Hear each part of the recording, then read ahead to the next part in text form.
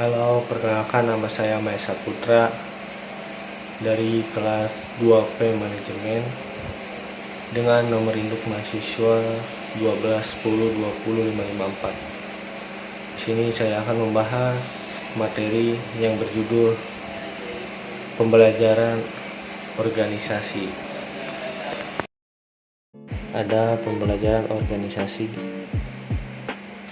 Pembelajaran organisasi menurut Robbins and Coulter 2009. Pembelajaran organisasi adalah organisasi yang mampu belajar dari pengalaman dan mampu melakukan eksperimen akan lebih sukses dibandingkan dengan organisasi yang tidak melakukannya. Organisasi harus mengembangkan kemampuannya untuk mencapai hasil yang diinginkan, dan pembelajaran berkelanjutan penting pada setiap individu organisasi. Ada konsep organisasi pembelajaran.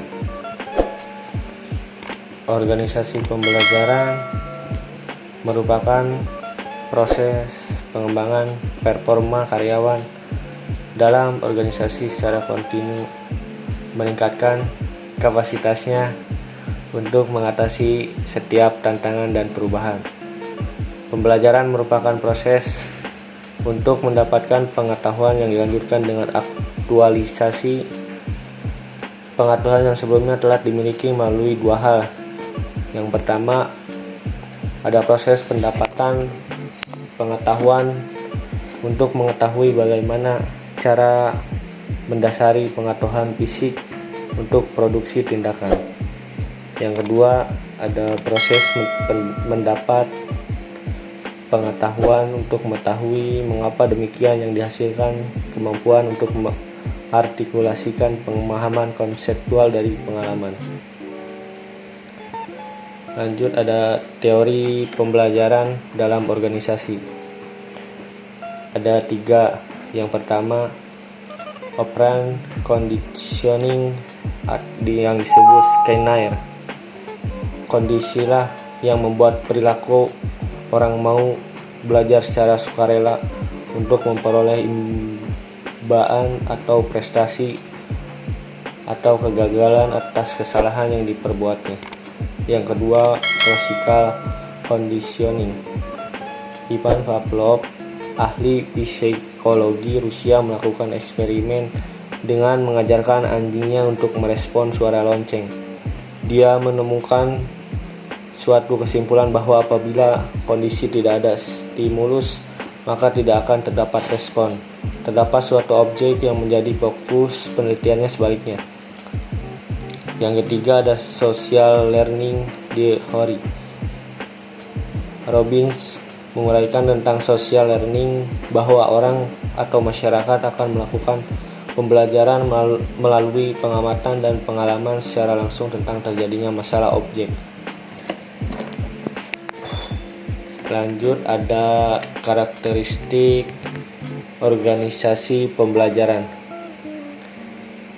Gagasan baru merupakan syarat bagi organisasi pembelajaran.